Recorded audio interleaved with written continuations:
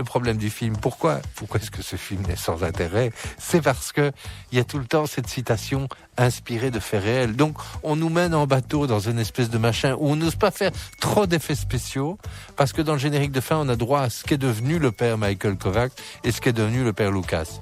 Et le père Michael Kovacs est retourné aux USA, est devenu exorciste. Enfin, on est en train de nous faire croire qu'on est presque devant un documentaire sur une leçon d'exorcisme au Vatican, alors qu'on est devant de la vaste blague, parce que en même temps, non seulement on nous dit attention, ce sont des personnages réels, mais ils doivent quand même préciser le paragraphe suivant, mais pour les besoins du film, certains éléments ont été ajoutés et certains personnages ont été condensés. Oui. En gros, on a fait n'importe quoi.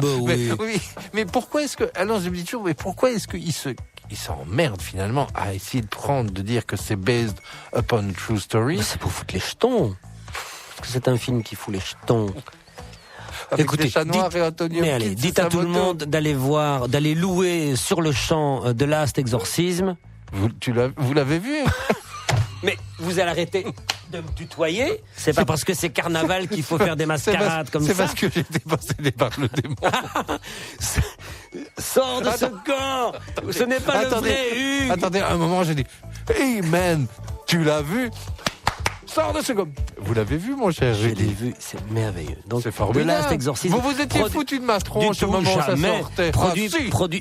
Mais je l'avais pas vu à l'époque. Ah non, mais vous me disiez oui, mais de toute façon, on ne croit plus à ce genre de truc depuis qu'il y a eu. Laissez-moi terminer. Oui, depuis qu'il y a eu, depuis qu'on, c'est parce qu'on sortait de Blair Witch, non, Blair Witch a initié le genre.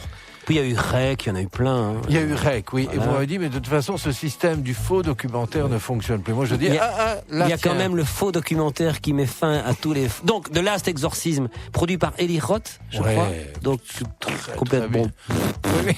C'est très bien, The Last Exorcism, avec cette famille Barjot dans le... Formidable.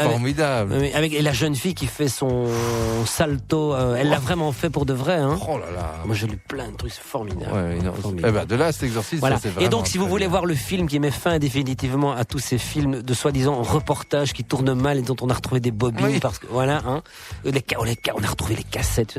Je vous conseille The Troll Hunter, qui est donc un film norvégien qui raconte la même histoire que toutes les histoires habituelles, donc une équipe de tournage. Et là, le propos, c'est l'existence véridique des trolls. Oh. Et là, c'est vraiment bien parce qu'on apprend tout sur les trolls. Et après ça... Et c'est pas au bif? C'est pas au bif. C'est sorti l'année passée. Déjà disponible dans votre meilleur vidéoclub. Et ça s'appelle comment? The Last Troll? Non, The Troll Hunter. The Troll Hunter. Et les trolls sont... Le chasseur de trolls. Oui. Et que soi-disant en Norvège, il y a quand même un département au gouvernement. Un troll department. Il y a un troll department où on essaye de faire croire aux gens qu'en réalité, tous les méfaits des trolls sont à mettre sur le compte d'ours sauvages qui viennent de plus au nord et qu'on essaye de repousser. De bête de Gévaudan. Oui, donc le troll hunter, lorsqu'il a un peu nettoyé le district où le troll est venu faire ses crasses, il a des fausses pattes d'ours et il fait des empreintes d'ours à la main pour pouvoir dire après non, c'était un ours. Et alors, il laisse aussi du caca d'ours et des poils d'ours. Comme ça, quand la presse locale... Je vous le conseille. The Troll Hunter, c'est énorme. Je vous conseille surtout la version norvégienne, parlant norvégien et sous-titres français. Ah oui, non, c'est très, très excitant. Donc,